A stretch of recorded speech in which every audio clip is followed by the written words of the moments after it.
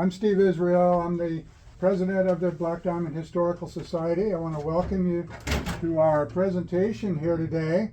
Our wonderful speaker, Zach, will be talking about Mount Rainier, and it's called Mount Rainier and Tahoma. That was the last one. That was the last one? We're on a different one. Where have you been, Sorry, Steve? I'm a month late. Yeah, you're a little behind on that one. The Mercury mine. Yeah. Close enough. You know more than I do, so I'm going to turn it over to Zach. Yeah, you do. You know, Mercury, mountain, same thing. Yeah, tomato, right? It does involve geology, so that's why I'm here ultimately. So, welcome in. Happy Saturday. We're starting a minute early, but you know what? Fine, that's it. I am really excited to tell this one. This was one of the first kind of little niche stories that really got me going when I started to get to Black Diamond. So I've been in deep with this story for the last 3.5, 4 years now, give or take. So it's finally time to put this to rest after this, luckily. So, but I'm really excited to tell this one because I have told stories from Alaska to California. I've worked with people from Washington to North Carolina. Some of you might remember that fist fight last year. You know, museums to hikes to online presence and whatnot. And this, I would say, is the first one that I'm actually genuinely like borderline shaking, not because I'm nervous, but because I'm actually really excited to bring this to you. Because as far as I can tell, this is a story that hasn't been told since it happened. You know, you Google this and, you know, some vague details come up. There's one random video from 10 years ago of somebody getting down to the actual mine itself. You might see some of my pictures and some of my videos, but other than that, this hasn't really been talked about. So I'm really excited, one, because I get to tell this story, and two, none of you know if I'm lying or not. So I've got that going for me in this regard. Of course, though, we are starting off all of our presentations with acknowledging the original peoples of this land. We're doing a lot of work now trying to get these folks more involved with Black Diamond's history and telling the story before our story and before or after the geology story, you know, that middle part that we've missed for so long. But our two lovely groups of folks that were here prior to the people of Black Diamond, we'd love to acknowledge them and just make sure to remember that they were here and they are still here to this day. Now, you may or may not know this. This may be brand new information to you all, but we mined coal in Black Diamond. That might be kind of a surprise knowing the information here. You know, most know why this building is here. This is the original railroad depot for the town back in the day. And as any rope rider in the 1890s and 1900s would quote our ever famous running back from the Seattle Seahawks, you know why we're here. It's that coal story. But this story is a little different because it doesn't involve coal. Coal is a sedimentary product. It generally forms in backwater swamps where there's a buildup of organic material. It's stacked up on top of each other. The story that we're going to talk today, though, ironically enough for Steve's sake, does involve volcanoes, so we'll get to that. But all good stories start at the very, very, very beginning. My period of time when I did most of my geologic work, some of you may recognize this photo. This is what is referenced as the Weaver Plain. C.E. Weaver, during a lot of his early research into the area, was kind of discussing the general ideas of how our area formed. And we're starting this story before the Cascades. There was no Olympics, there was no Cascades. That is a thought in my head that I've always been terrified of because I can't imagine a world like that. But Mr. Weaver has a lovely quote that says, "You could stand on a hill in Wenatchee and see the Pacific Ocean," which is just, going through this as much as I have, I still blows my mind to this day. But the reason we start here is because this is where our coal story starts. That's where some of our layers start getting built up. We have large rivers the size of the Columbia coming from east to west, draining into our area. There's major basins over here that include ours, the Carbon River formations that are down the hill, Fairfax, good friend in the back there that explores that area just as much as we all explore Black Diamond here. The Newcastle area, the Renton area, the Bellingham area, all of these areas are little basins where material built up over several million years. In the terms of geologic timescale, pretty quick though. Black Diamond's story is only about 7 million years, so geologically speaking, that's a click of the fingers. The story we're going to get into though doesn't involve that coal story, it involves those volcanoes. I'm getting there, Steve. So, early formations of the Cascades. We get past the coal formation story and the ground starts to come up. So what's happening during this time period is we still have these big rivers, still dumping a ton of material, still doing what they do. But these volcanoes start to pop up due to a new subducting plate off our coast during this time period. And what volcanoes do really well is they bring very hot material to the surface. Volcanoes. But during this time period, there's still a lot of water here. Remember that during this era, Black Diamond is basically a backwater marsh, kind of like Florida, without Florida man being a thing. We didn't have to worry about that at that time. But those early volcanoes had a lot of hydrothermal activity. Think of like Grand Prismatic Spring over in Yellowstone, if you've ever been over there. This is just a big example of what goes on over there. But we had stuff like this going on during that time period. These active hydrothermals bubbling up, creating warm water from that. During that story, however, you also have soluble minerals in there. That's why we're here talking about mercury. Mercury is one of those soluble minerals. Now, mercury comes to the surface very generally. This has taken a lot of chemistry, which I did not do good in chemistry courses, and breaking it down about as simple as I can. But as the heated material is coming up from the core of our Earth during this entire period, there's also leaching of that water coming down through the system and coming up from subduction as well. And that's bringing this dense material that has all of this atomic structure, the mercury, the arsenic, spoilers for a little later. And it's precipitating it up into these hydrothermal spots where it cools off and it starts to form these. So as it's cooling off in these little cracks and crevices and veins and so on and so forth, you start getting pieces that look like this. This is a piece of ore that came from this mine. Now, more often than not, you'll see kind of this red coloring here, but occasionally you'll get these little tiny crystals, not very big, maybe 1/4 of an inch long. That occurs when you have enough time for it to fully precipitate through everything and actually form these lovely crystals, and sometimes I've seen old photos of this mine where these crystals were a good 2-3 inches long. But it just depends really on the geologic time. And so when you break them down and actually look at the actual crystalline structure of those crystals, that mercury, what they were after, is locked in these little things. So how do you get that mercury out? How do you take a rock and go to a liquid metal material? You basically just light it on fire. Very simple. You crush it up, you screen it out, you get all the extra crud out of it, if you will. Mercury, because it is a liquid at room temperature, when you heat it up to about 1200 degrees, it turns into vapor. Strongly recommend not breathing that in because that's really not good for you, but it distills. It acts almost kind of like an alcohol still in a way. And it rises up, it'll be captured, it goes down through the system and whatnot, you're able to finally collect it. You only have to heat it up to about 1200 degrees. Remember though, mercury is bad for you. I say that in the same sentence, and I'm sorry to my wife who's standing in the back because I was really curious, to have some mercury, if you will. Well, our good friends down south just so happen to sell some of it. So if you've never seen mercury, come on up at the very end of it. But spoiler alert for this presentation, one of the reasons that we don't have a mercury mine out here is because a lot of it was poisoned by arsenic. I just so happen to have some arsenic too here if you've never seen arsenic before. Now mind you, this is enough arsenic to kill everybody in this building multiple times, so this jar will not be opened at all. But after we're done here, I have some of that cinnabar and some of that real guard too, so please come up and take a look at it. Just don't touch out of good practices because we don't want that to hurt you. Anyways, so where does this stuff occur? This is obviously, we're here in the Green River area and we're here in the Green River fields. This is one of the original geologic maps in this area, and this is looking kind of at the Franklin area. You've got it off to the right over here, and actually I think I have the clicker somewhere. I do. So Franklin is going to be over here. A lot of the folks here know Franklin. You've been up there a few times. You've been to the air shaft. You've had all that good kind of fun stuff. Some of you may know our friendly feral hose drinkers over in Cumberland in the Bain area. We got Lizard Mountain here as you're kind of crossing in between Bain on the way up towards Canasket Palmer State Park up here. And you'll notice the four main colors that are going on here. You've got kind of this brown, ugly-ish, if you will. That's that sedimentary rock. That's that coal story where you'll find those coal layers. You have a lot of this yellow, these older maps, they kind of fade over time, so it's kind of more like a faded yellow mustard almost, if you will. That's the glacier story that came here in the last 2 million years. Spoiler alert for the next presentation, we're going to talk about the glacier story and why Black Diamond has such great water here. But then we get into glacial drift. You see some of this around the edges of these peaks here on the top of, say, Lawson or Lizard Mountain.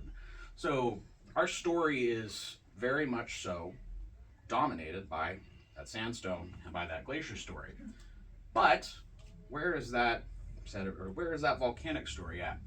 I'm going to give you a hint. Right there and right there. And if you can't see it in the back, we zoom in on it a little bit more. You notice that you've got kind of that sedimentary system there, This is such a narrow niche spot. That is where, I mean, it is small. Very, very, very, very, very, very small. This is 400% zoom on this map on my damn computer. So there's some very weird little marks here, but if you know a thing or two about geology in this area, you know that it can be kind of crazy. You may have been walking out in the gorge and seen some of those crazy, wacky layers that are tilted in some degrees of 30 to 40 to 60 degrees. Just insane. The true might of geologic power over the year coming on full display. I mean, something like this is impossible to get up to, even though I was ambitious enough to find fossils out there. Subtle plug. But it's nuts. But there's still some order to that chaos, and we have to do a little bit of Geology 101 today. Sorry, I tricked you all into a geology lesson. What we're talking about generally in this area are the folds and dicks and divs. These are called anticlines and synclines. Very, very, very, very simply, anticline is an arch facing up, syncline arch facing down. This just generally occurs when there's pushing and pulling and compressing of the land all around here. It's one of the reasons why coal mining was so difficult here, because the land was stretched so hard from the rise of the Cascades on one side and the uppercut of the Olympics coming in from the other side. Things are a bit whacked around here. But that's the trick. So when those early hydrothermals were bringing up that molten material and heating up that water, and that mercury and that arsenic was percolating through these systems, it formed along these anticlines and synclines.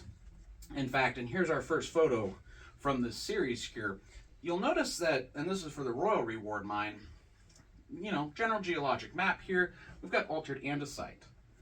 Altered andesite, tell a very long story short, has gotten under heated pressure and changed its composition just a smidge. But that doesn't belong out here.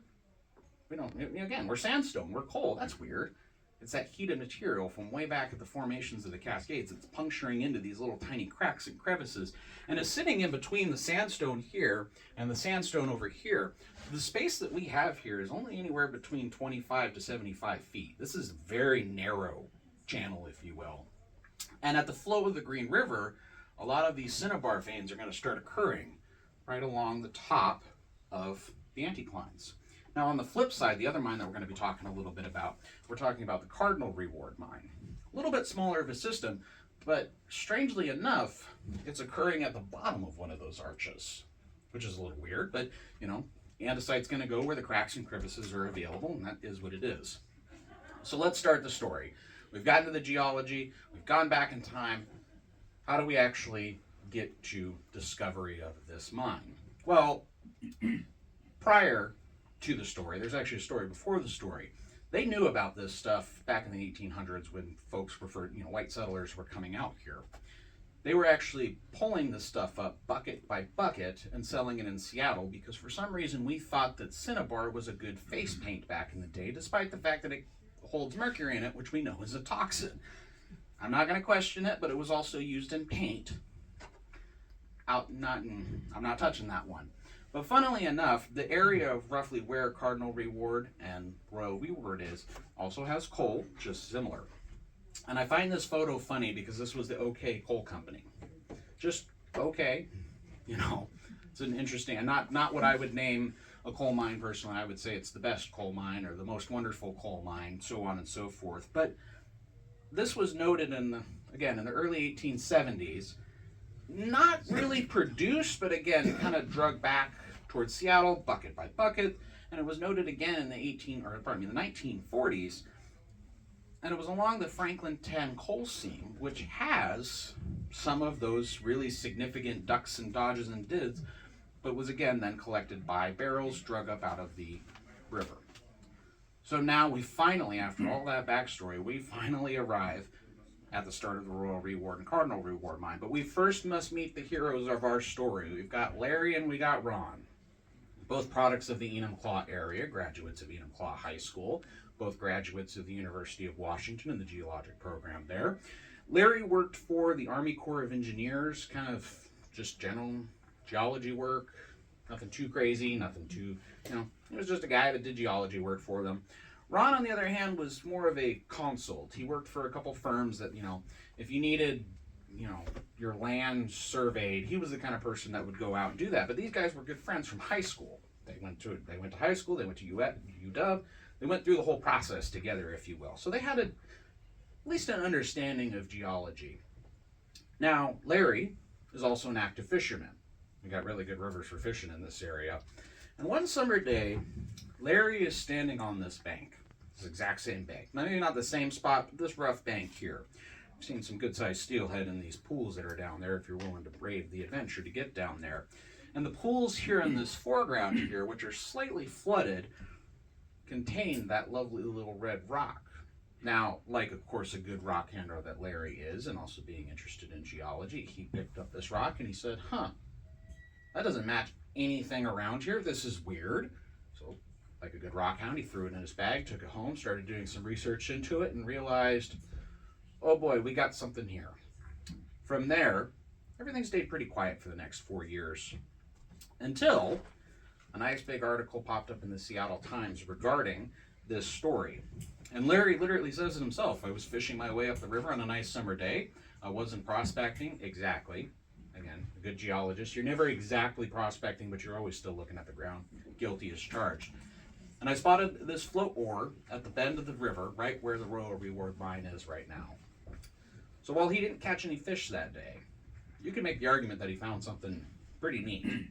But being the mine engineer that he was, as well as his good friend Ron, they got to generate a plan. Mines, in the sense of constructing them, you don't know exactly where everything is, but when you're drawing up plans, you can generally make or break your assessment, if you will. So for example, it might be kind of small for folks in the back, but on the side where the actual mine was, a simple shaft just to go down roughly 270 feet, go underneath the Green River, continuing to follow that andesite sill, keep following the Mercury, go where the product is, if you will. Now, I don't know about you, but being 250 feet under the Green River in an area that is well known for its water problems, probably not a great idea, but I'm not here to judge because I'm not a mine engineer that's trying to open a mercury mine, besides the point. But there was so much of this stuff here, and they were so excited. Doing the math on it, $5 million was the inferred ore stockpile, and $5 million in the 1960s is $53 million today.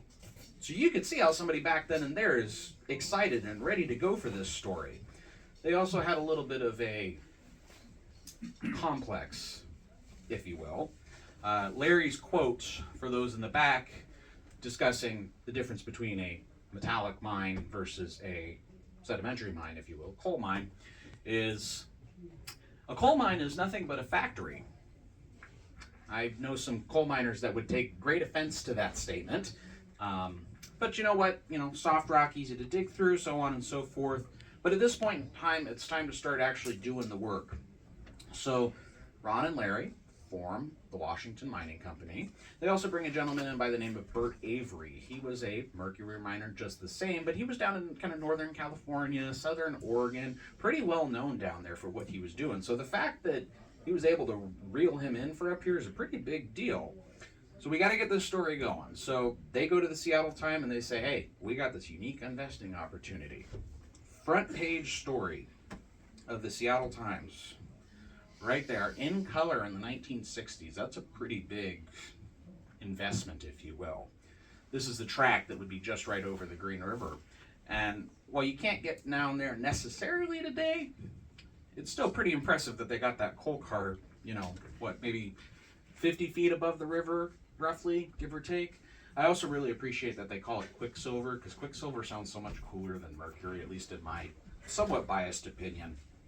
Now, those coal cars, mine carts are pretty big. They were, in those initial stages, they were getting decent returns. They found a piece of ore, 480 pounds, that netted them 248 pounds of mercury out of it through that distillation process. That's a pretty good return on investment, if you will.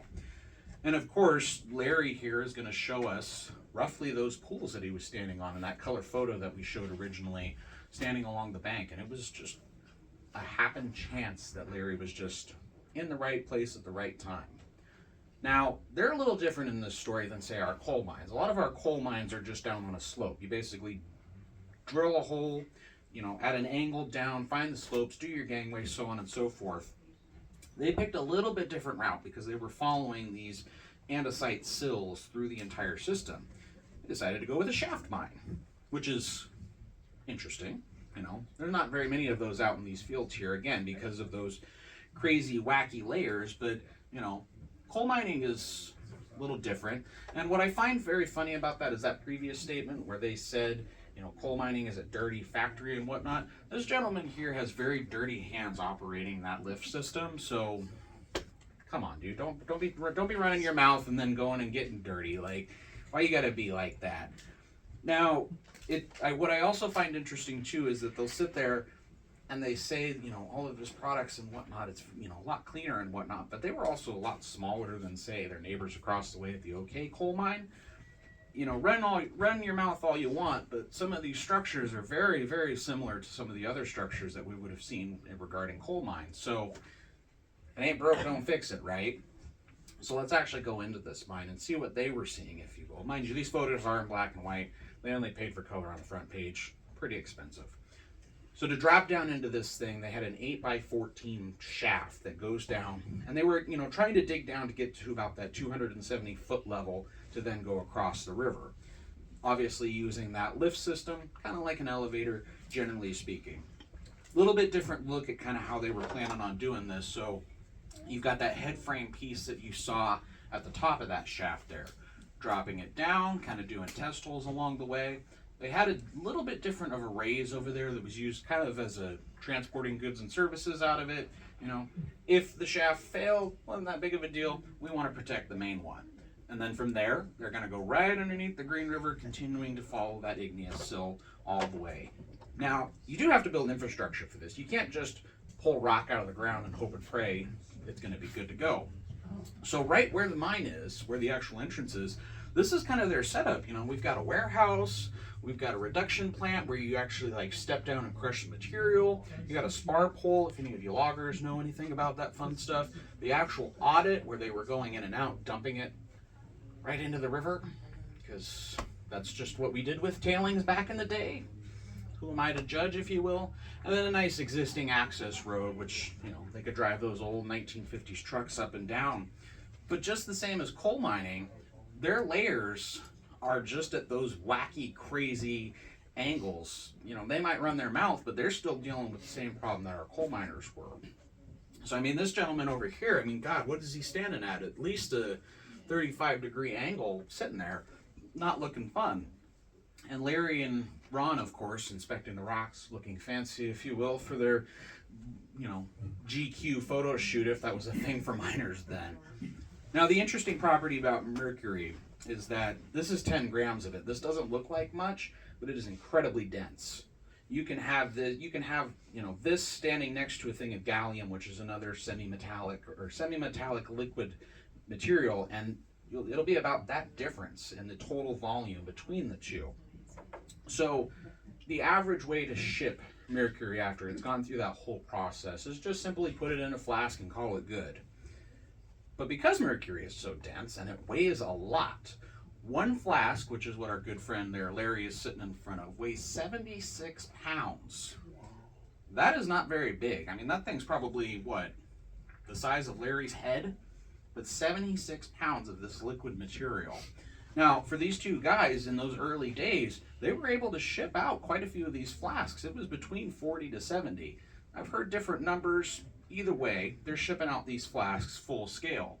And of course, they've got these massive, stockpiles, according to this, at, Cardinal Reward, which are still there and are fun to slide down, if you will.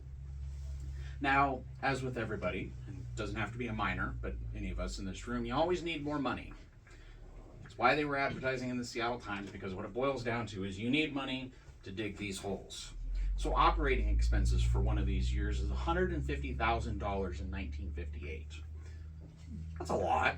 You know, the miners, they're making roughly, you know, overall labor expense is $2,600 for 15 guys. You know, that's not great, but you know, if you're a miner, you're not in a coal mine getting the black damp, so silver lining, if you will.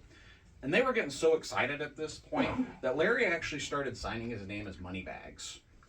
That's a bit, you know, they're starting to see, you know, a real opportunity at this stuff. And so they also start to, and just on a quick side note too, that $2,600 a month roughly translate to give or take $200 for each miner a month, which is about $2,400, which is not a bad pay for a miner back then, if you will. Obviously, still very, very, very dangerous. And another for the record, that $150,000 is about $1.6 million today. So pretty expensive, all things considered. But again, then you have to raise that money. So how do you raise that money? Well, Larry and Ron are just a couple college graduates that, you know, they don't got no money rolling around. So let's start a company and have people invest in it. Makes sense to me. Best way to raise some money? Put out the call for shares. $100 a share, which back in the day is pretty darn expensive, if you will. And you had to buy a minimum of 10 shares, so $1,000 to, you know, get yourself in on this company.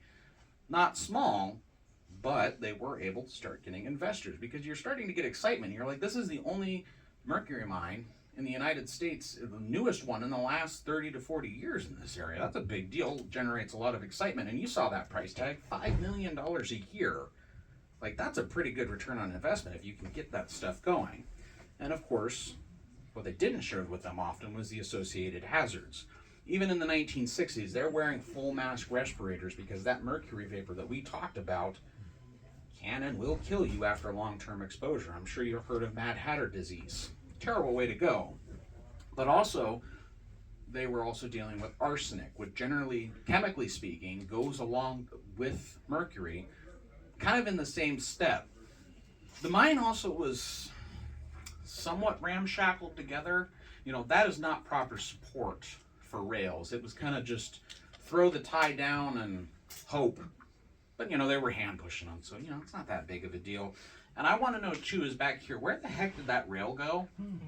Like, just off into the, you know, they pull out a bad car and they just throw it into the woods. Like, not a mine engineer, so good question. But the PR campaign continues. You know, they start showing photos of, you know, giant piles of mercury laying out in front of them, and like, we're going to hit the bonanza. A Chief Justice of our Washington State Supreme Court, Robert T. Hunter, originally of Ephrata, but was in this area as well. They had photo opportunities of him filling up one of those big old flasks, and, you know, 76 pounds of mercury in a metal bucket like that, you know, that's about 100 pounds that he's trying to lift with his biceps. Complete side note there, Justice Hunter, huge part in setting up the Washington State Appeals Court. So, pretty, you know, not somebody who's small in terms of kind of how the world revolves around. And we have a lot of our legal processes to thank due to Mr. Hunter and his work. And of course, though, our friends, through their PR campaign, are always looking for ways for new money. Well, remember that Bert came from Oregon. So Bert knows kind of all the people and all the things are going down around there and kind of the more established mercury trade that's going on down there. So Bert says, hey, we got an opportunity down in Oregon. Let's diversify our investments a little bit. So they head on down to Oregon and they established the Elkhead property. This is in Douglas County, Oregon, about an hour south of Eugene. Historically, prior to their investment in it, it's 71 flasks of mercury that came back to the 1870s. So some of these photos, it was a much smaller operations than what they had going at Royal Reward and Cardinal Reward. I mean, by in comparison to, a lot easier to access because it's a lot flatter and there's no major rivers nearby. And a little simpler too, you know, you've only got, you know, 5 or 6 main entrances, you know, look a little closer to it, you're not dealing with these crazy angles like what we're dealing with out here in the gorge. I've said it once and I've said it again, every other mine around here were amateurs compared to what we did here in Black Diamond, and I will say that until the end of the earth. But even their full setup was a lot smaller. I mean, that's their furnace. A couple propane bottles, that kind of looks like a plastic pipe. you know, it's something, I guess. Put furnace in heavy quotations on that one. And of course, then you have Ron here inspecting the furnace. You know, OSHA wasn't a thing back in the day, so it was kind of a, hopefully, if you will. And furthermore, you know, he's wearing a respirator there, but I wouldn't want to be close to something that's heating things up to 1200 degrees personally, as Bert there is stoking the flames, if you will, and it's covered by that tin roof kind of material. So yeah, OSHA wasn't a thing back then, just for the record. And our good friends here working down there, we've got Bert and Ron. Ron is on the right. And yeah, the main thing there ultimately is, you know, we've got this new product where we've got all this excitement and Royal Reward and Cardinal Reward, just need a little bit more money. So then they issue shares again. Really simple to get this information. Just fill out this postcard. Anybody could just be like walking around passing these out like candy. They're everywhere. As with most spam mail, though, you throw it in the trash. But then they put out this lovely pamphlet. And in this pamphlet, you're starting to see, you know, if you've researched Royal Reward, you recognize some of these photos, but Cardinal Reward's a little bit different of a story. And they do a wonderful job of kind of saying like, hey, this is what we got going on. This is what we've dug through. Here's all our lovely material that we've got going on here. Here's our equipment. You know, Mercury bottles have been shipped quite consistently all the time. You know, we've got this product that we're ready to go. Let's show you our overall system. You know, we're building this giant processing plant with all this newfangled equipment that, you know, these folks are telling us which way and how to go. And it sounds great. You know, it's 1959. We've got a lot of products. This is an exciting time. But we have to remember that mining is not easy. No matter if you have a lot of material, or a little material, or mining experience, it's not easy. You can have all the money in your world, but you can't change the geology. We go back to the Cardinal Reward and the syncline that we see here. Our geology here is nuts, to say the least. The margin for error when going down these synclines and anticlines is very, very narrow, because the faults in this area cause a lot of problems for not just the Mercury and altered andesite, but also the coal.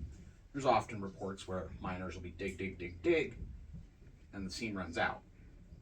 Now, mind you, a lot of those guys are clever enough that they can do their triangulation and figure out where the seam is, go up and start digging it again. But for a ramshackle crew of friends, basically, that's an expensive product to have to continue to do over and over and over again across two different plants while trying to run a third one a state away. Cardinal Reward is an interesting case because this is the upper level of the mine, and you'll notice that kind of the path of it is kinked all over the place. And the problem is when you do things like this where you kinking off one direction, that's spending money in a direction that may or may not pay out. This longer section here, more likely to pay out, until you get down into the lovely little bits of sandstone that's not making you money if you're looking for mercury. And in the lower level too, especially, you see how they had multiple different channels that they were splitting on and off. That takes a lot of money to do. The big thing there, though, is, you know, they're salesmen. They're trying to say, hey, give us money, we'll keep doing this. But they're also trying to do things on the cheap. They're trying to go around to other miners and say, hey, you have any new ideas for us, if you will? They're bringing in equipment that hasn't necessarily been tested in the products of mining. You know, they're bringing in these weird drill bits that have never been truly tested. It's some guy that's saying, I got a new idea. Here, use this. The problem with that is that when you have a salesman on one hand and Larry, who's trying to raise capital, trying to raise money, trying to generate excitement, and you have Ron, who is more of, kind of has the background of like strict, you know, we need to stay on topic when it comes to these mines, you have a problem.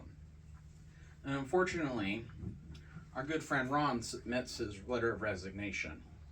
There had been some strain going on for a while between the two, and Ron's specific quote that I found quite interesting is, the corporation properties seem to be in the hands of a proportion of the board of directors who puts a promotional expectancy above all legitimate prospecting and mining practices, and who seem to have more respect and faith in fraudulent doodlebug machines than they do in my judgment. That's pretty damning. Also, I've never heard as equipment, like mining equipment, referred to as a doodlebug machine.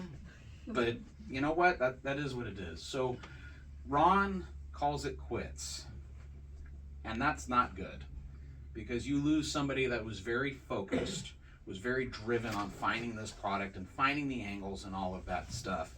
And the problem is that when he calls it quits in 1959, at the same time, the price of mercury falls. When that original Seattle Time article came out, mercury was at $246 a flask. It drops significantly and continues to drop until 1964 when it goes back up. Today, it's pretty expensive in the grand scheme of things because not a lot of places in the United States do mining for mercury. A lot of it is in foreign countries and so on and so forth. But, I mean, and just for the record too, one of those flasks things that holds that 76 pounds of mercury in this day and age, you can buy them for $2,000 on the internet, which I was going to buy one for the heck of it, but then I saw that price and I was like, not doing that. But the other problem with that, and this is a very big problem, is that during that mining process, when you're crushing up all of that, ore, if you will, you're getting those parts of both the mercury as well as the arsenic that we've touched on a little bit. The problem with arsenic is it's a lot more deadly. Like a lot. This little jar that I've got has a death symbol on it for a reason. This is more than enough to take everybody in this room out multiple times over. It's not good for us, if you will. But the other problem with that, you could think to yourself, okay, well, you're getting arsenic in with your mercury. Why don't you just sell the arsenic? Well, arsenic has never really been high priced. Back in that time period per pound, it was 50 cents a pound, which is, nothing, if you will. And the environmental costs that come with associated arsenic production. Anybody around here remember the Arsco plant down in Tacoma along Ruston? They are still digging up lawns in Tacoma, replacing the dirt and sending it down to the processing plants in Oregon to fix that problem. This stuff is not good for humans and it's not good for us. And even in today's price, it's $2.55 a pound. That's nothing. So it's dangerous. So over the years, all these doodlebug machines, losing Ron, the price falling out from underneath them, we've got a problem. Because in 1962, they're $411,000 in the hole. In 2025, that's $4.3 million. Now let's remember that original ore estimate was $5 million in the green every single year. So we have gone 180 degrees exactly the other direction. So in 1962, bills start coming due. They go into foreclosure on Elkhead. And towards the end of the year, they start telling stock investors that, hey, we just need a little bit more money. We can get through this. The mine prices, we're expecting them to go up in the next few years, even though in 1963 they went down. We just need a little bit more money. Elkhead then goes into full foreclosure. We just need a little bit more money. We're going into default. We just need a little bit help. Get your friends, get your family. We can still do this. And finally, the final note comes to them on December 11th, 1962. We just need $60,000 to get through this. 6 people, 10 shares each. We can do this. We can do. Everybody chip in a little bit. That final meeting comes December 11th. We need a Christmas miracle.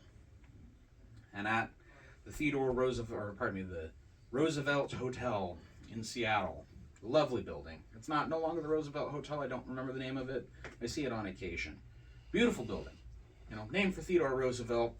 Roughly around the time, it was the tallest hotel in the Pacific Northwest for a while. And if you can't tell, I'm stalling because they didn't make it.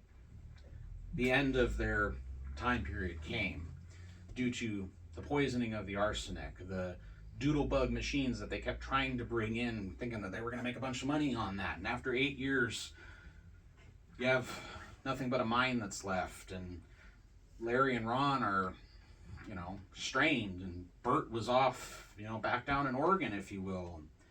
A couple $100,000 in debt at the time. And at the end of the day, the geology of the Green River wins again. Always has, it always will. But that's not the end of the story, because we're still here, and I still have, at this point in time, another 40 slides to go. So during this time period, a rather unique situation is also happening. The story of coal mining in Washington is winding down. We're still a few years away from it at this point in time, but in the 1960s, another really unique story is also cropping up here in the Green River. The thoughts of resource production are kind of fading into the past a little bit, and we're starting to think more of conservation.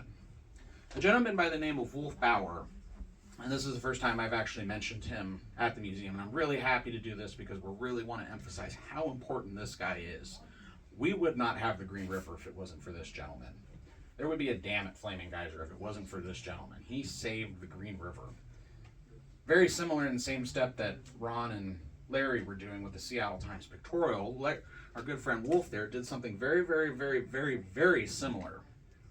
And everything, when you go out to the gorge, the reason that everything from the rim of the gorge down is protected on state conservation land, that man right there. His work saved the Green River. There's actually a book, and I actually just lent it to Larry, or not Larry, Sherry, rhymes all the same. It's Craig's Eddies and Riprack by Lynn Hyde and Bauer himself. It's kind of his biography. You can get it on the Mountaineers website. Excellent book. He charted some of the first routes up Mount Rainier to Homa. He did some of the first ski schools on this side of the country, up at the Meany Lodge up near Snoqualmie Pass. You know, a lot of riparian zones that are down near kind of like not shoreline, but the Berrien area, White Center area are protected because of him. The Green River is just a small footnote in his long legacy, so I highly recommend you do some looking into him. But now that the mine's gone, you know, they've packed up shop and they've left. Wolf Bauer's got the area protected. Let's remember that both mines exist right about there and right about there. This is now the state of Washington's problem because they now own this land. So what do you do with that? Well, plan has to be developed. Larry has a couple correspondence during this time period with people to be like, hey, just to let you know, we kind of left a hole in the ground and, you know, there's a bunch of mercury ore that's laying around, and the state's like, well, it's our problem now. We've got to fix it. And here we go. So state pulls up and lots of friendly mine engineers come along, and of course everything comes down to a price. So we've got to spend $81,000 back then, which, you know, not a small chunk of change in the 1980s, $250,000 basically in this day and age, you know, to fix 3 holes basically. One of those holes, however, is not the hole that you're thinking of, because remember there were 3 mines, 3 actual shafts out in that area. We'll get into that here in just a moment, but I'd like to take just a brief second here. And in this document, they talk about the Franklin shaft. Well, this was the same group of folks that were also going to do the Franklin shaft, the grate that's over it now. They label on there it's 1,300 feet deep. I've dropped a camera to the bottom of it. It's not 1,300 feet, and I'm sorry to ruin everybody's day about that. And I will die on that hill because I have the measurements in the camera video to prove that, if you will. So they start with Franklin, because Franklin is now a part of this, and it's part of the state parks. And when they find the Franklin shaft, you know, this is the part of the presentation where I like to stress to everybody that if you're ever hiking out in this area, please remember that this was an active coal mining area. For God's sake, stay on the trail. Please. Unless you know the area, please stay on the trail, because stuff like this still does exist out there.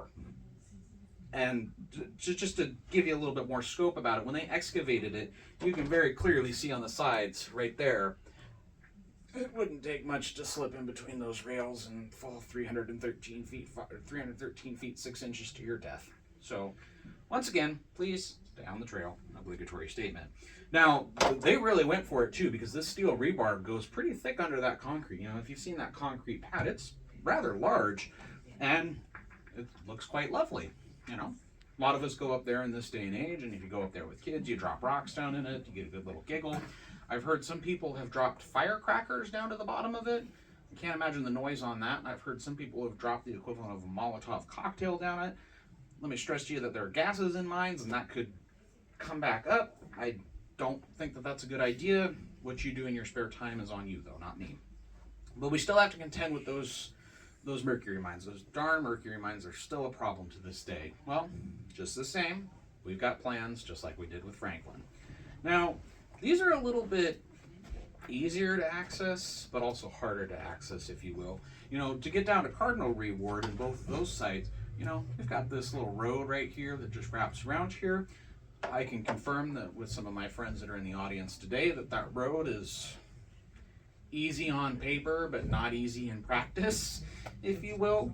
And it's very similar to kind of what they were going through to get to the Franklin mine. You know, these spots have been overgrown a little bit over the years, and through this time period, they were still open.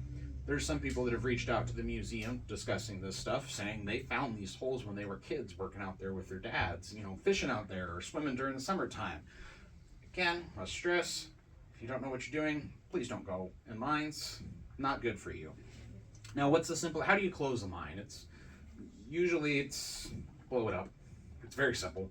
Put a couple shots around the top of it and drop everything down into the top of it. But that's no fun, because what actually went on down there? Well, they've closed one of these audits, but they left one of them open for a little while and actually went in to explore it. Now, these photos are actually in color too, so we can kind of go up in there and see kind of what they were seeing down there. So this is the upper audit of Cardinal Reward. So, you know, not Royal Reward, that story didn't have many photos associated with it, but Cardinal Reward, because it was associated with Franklin, just so happened to get some video or photos of it. So we see very similar problems to what happened in coal mines. Cracking sandstone, super duper weak, an issue. But the one silver lining is they were very good at their timber work. Like, I'm not a mine engineer, but I gotta say, they did a great job with their timbering. Sketchy, you know, still cracks and breaks over the years. You know, by the time they did this, roughly about 20, 30 years had passed since they were actually doing this timbering work.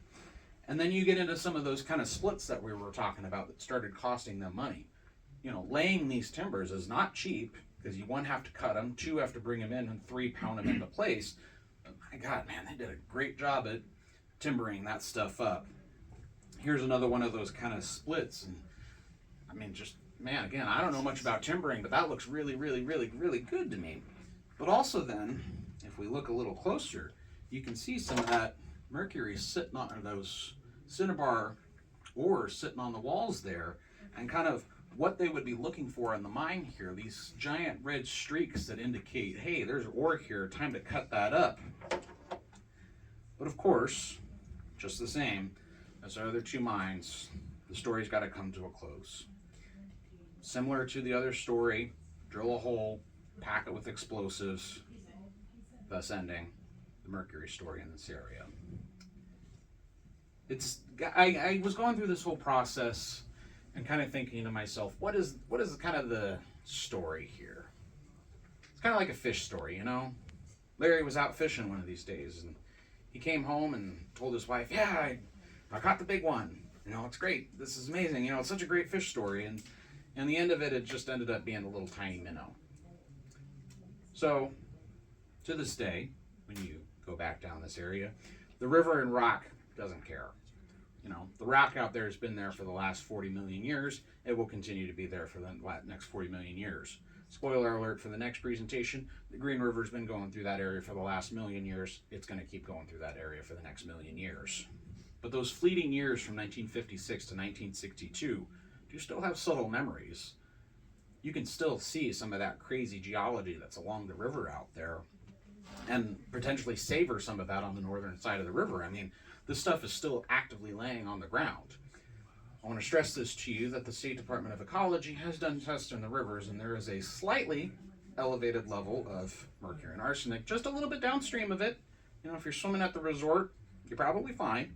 Don't swim in the river where this stuff is, because it is still leaching into the river. But it's just right there on the ground, and it's right there on the walls, live and in the person for you to go down there and see if you're a little ambitious.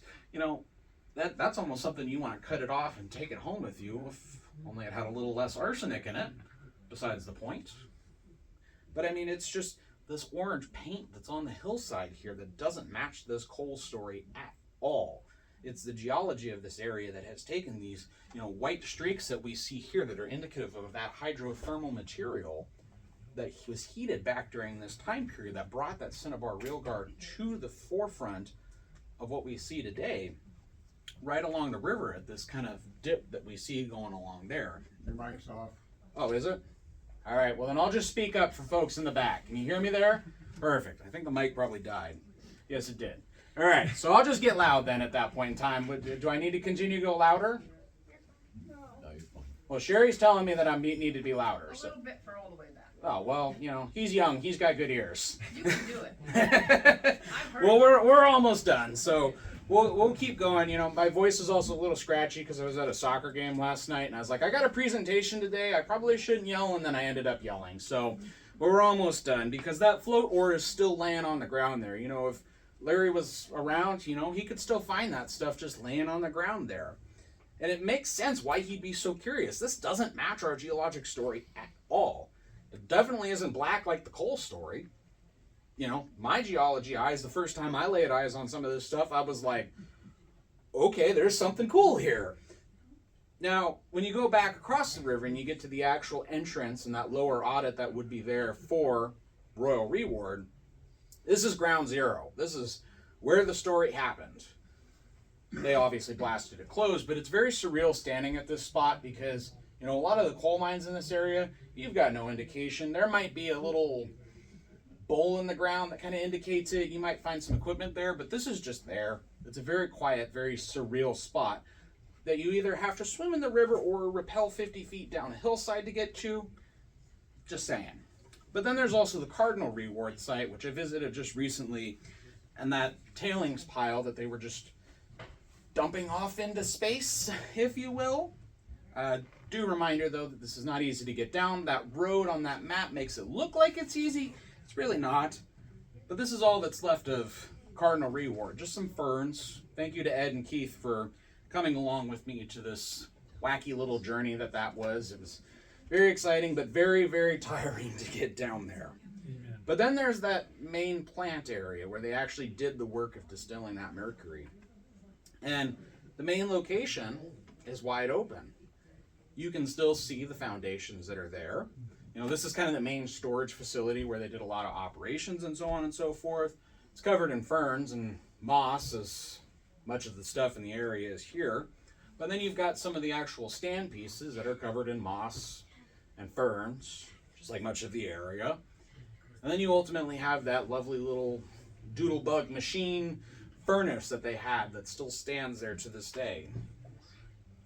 Just indicates that those long memories and that mining and that friendship that was built and all those products, you know, nature truly always wins, including the geology at the end of the day. So coming up next, I've already kind of spoiled the next one a little bit, how we're going to talk about the glacier story in this area, but we've got a volcano lab coming up for the kids coming up in May. June is the Black Diamond School reunion, so if you've ever been to school here in Black Diamond, make sure to sign up for that. We've got Welsh Heritage Day coming up, which is one of the most popular events of the year that we have. Subtle little plug there, Steve. I believe there is a public cemetery tour coming up in June. I think so. You can confirm that? Maybe. Somebody told me there was a cemetery tour. Maybe. As always, keep a lookout on our Facebook page as well as our internet website. All that's left to say is, once again, thanks for coming on out. June 14th. There you go. So keep that in mind as the ever-famous Black Diamond Cemetery, one of the most haunted places in the entire state. You're going to get a tour of it. So once again, thanks everybody for coming. I'm going to have all this lovely, dangerous product up in the here. So you can see it.